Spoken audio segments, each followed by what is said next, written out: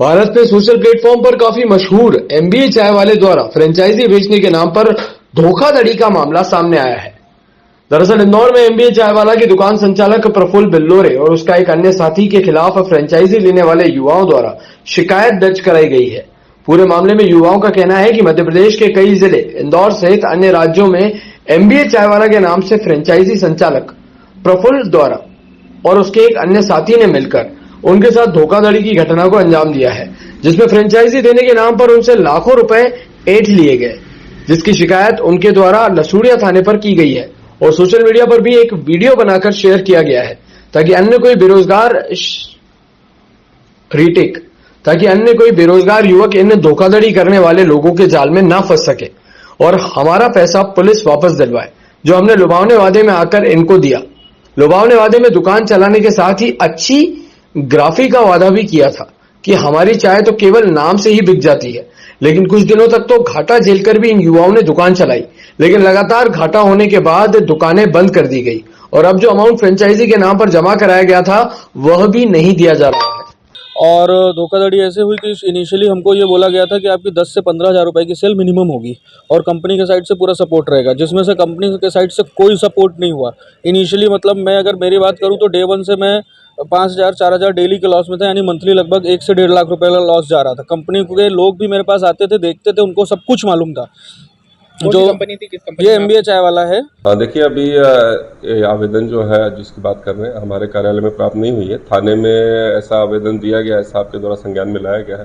निश्चित रूप से जो भी उसमें वैधानिक जांच करके जो उसमें अगर कोई प्रकरण बनता है या उसमें कोई सिविल मैटर है, वो जो भी वैधानिक कार्रवाई है उसमें की जाएगी। सर, किसके खिलाफ बोल रहे हैं? कुछ एमबीए चाय वाले के खिलाफ बोल रहे हैं, इसे जानकारी।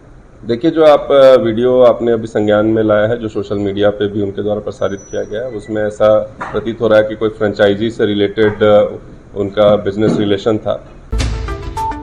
दरअसल क्राइम ब्रांच को मुखबिर से सूचना मिली थी कि एक व्यक्ति इंदौर में अवैध हथियारों की डिलीवरी देने आया है।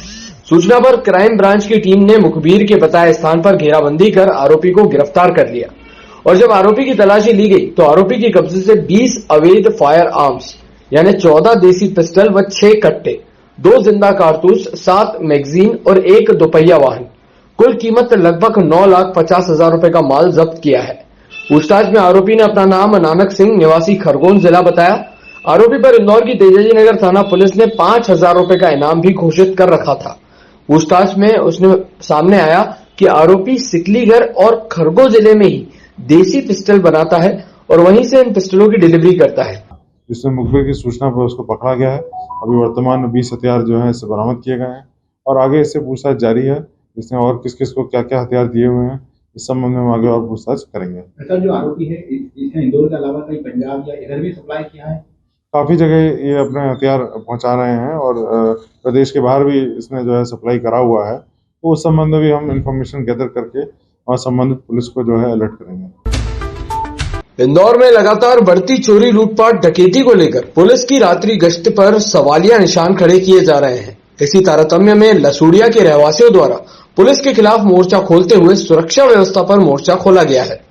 दरअसल इंदौर में बढ़ते अपराधों पर अंकुश लगाने के उद्देश्य से पिछले वर्ष पुलिस कमिश्नरी लागू की गई थी ताकि चोरी, लूटपाट और डकैती जैसे अपराधों पर अंकुश लगाया जा सके, लेकिन शहर में लगातार इस तरह के अपराध बढ़ते जा रहे हैं।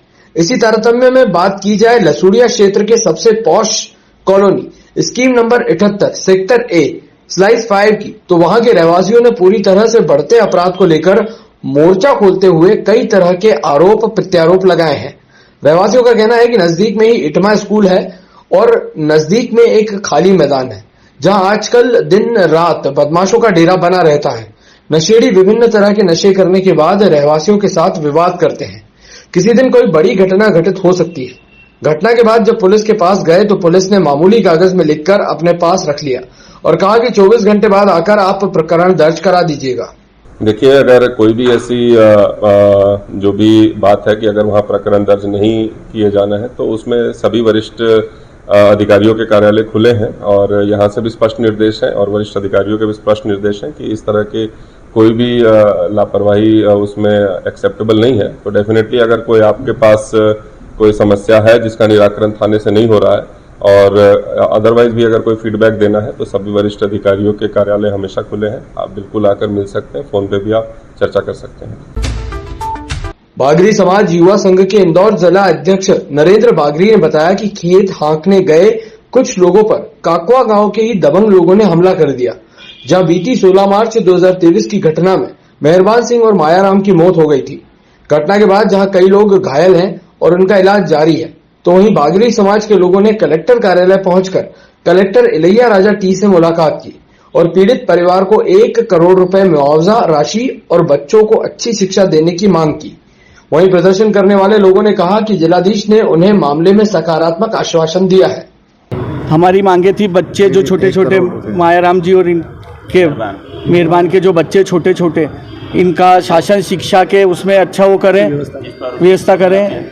और हमारे कलेक्टर महोदय जी ने हमें आर्थिक सहायता का भी बोला है और बच्चों की पढ़ाई का भी बोला है कि बच्चों को एकलव्य छात्रावास में और एकलव्य आश्रम में शिक्षा प्रदान की जाएगी शासन द्वारा ही।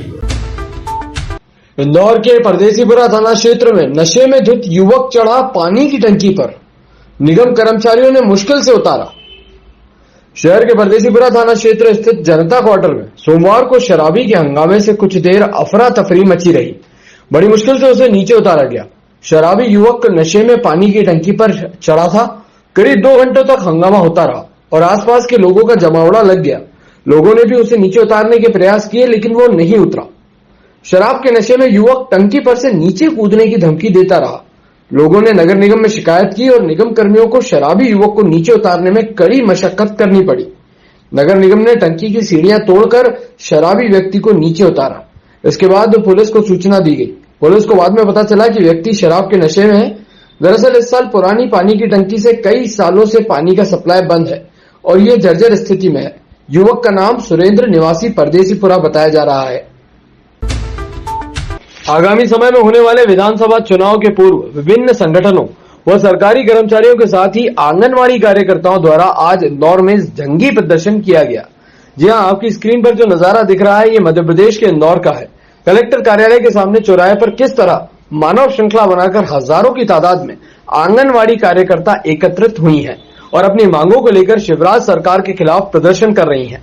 नियमितीकरण, न्यूनतम वेतनमान और पेंशन योजना में शामिल करने सहित अपनी अन्य मांगों को लेकर मध्य प्रदेश के विभिन्न जिलों के साथ ही इंदौर में भी हजारों की संख्या में आंगनवाड़ी कार्यकर्ताओं ने आज बीजेपी सरकार के खिलाफ प्रदर्शन किया। आंगनवाड़ी कार्यकर्ताओं का कहना है कि यदि सरकार उनकी मांगे नहीं मानेगी तो आने वाले समय में और उग्र आंदोलन करेगी और इसका प्रभाव आने वाले चुनाव पर भी पड़ेगा। पिछले हम यहाँ पर अभी 2500 के समथिंग लोग हैं, महिलाएं सारी आंगनवाड़ी कार्यकर्ता और सहायिकाएं। पिछले 15 दिन से हम लोग 15 मार्च से कहना चाहिए 15 मार्च से हम लोग धरने पर बैठे हुए, लेकिन ये गूंगी बहरी सरकार हमारी कोई सुनवाई नहीं कर रही थी और इसके बाद हमें ऊपर से प्रेशर दिया जा रहा है कि हम हमारी हड़ताल समाप्त करें। तो आज उसी के लिए हम लोग उग्र आंदोलन ये चक्का जाम पर उतर आए हैं। इंदौर शहर में फिर चेन लूट की एक वारदात सामने आई है। 2 बाइक सवार बदमाशों ने पैदल जा रही महिला को अपना निशाना बनाया और गले पे झपट्टा मारकर चेन लेकर भाग निकले। महिला ने शोर मचाया, लेकिन बदमाश घटना को अंजाम देकर भाग निकले थे। घटना इंदौर के अन्नपूर्णा थाना क्षेत्र की है। यहाँ महिला अकेली पैदल जा रही थी। उसी दौरान एक बाइक पर 2 बदमाश पीछे से आए और महिला के गले पर झपट्टा मार चेन छीनकर भाग निकले। महिला ने शोर मचाया, उनका पीछा भी किया, लेकिन वह तेजी से बाइक लेकर निकल भागे। घटना की सूचना के बाद पुलिस की टीम मौके पर पहुंची। पुलिस को इस घटना को अंजाम देने वाले दोनों बदमाशों के फुटेज हाथ लगे हैं, जिसमें दोनों बदमाश नजर आ रहे हैं और अब पुलिस इसी के आधार पर दोनों बदमाशों की तलाश में जुटी है। अन्नपूर्णा थाना क्षेत्र में कल शाम को एक महिला जा रही थी पैदल, तो मोटरसाइकिल पे 2 आरोपी थे जो आए और पीछे वाले ने जो है वो झपट्टा मार के उनसे चेन छीन लिया है। उसके वीडियो फुटेज वगैरह और बाकी चीज़ों पर पुलिस कार्रवाई कर रही है और शीघ्र ही आरोपियों को गिरफ्तार किया जाएगा। कितने लोग दिख रहे हैं? 2 आरोपी हैं इसमें जो मोटरसाइकिल पर सवार हैं।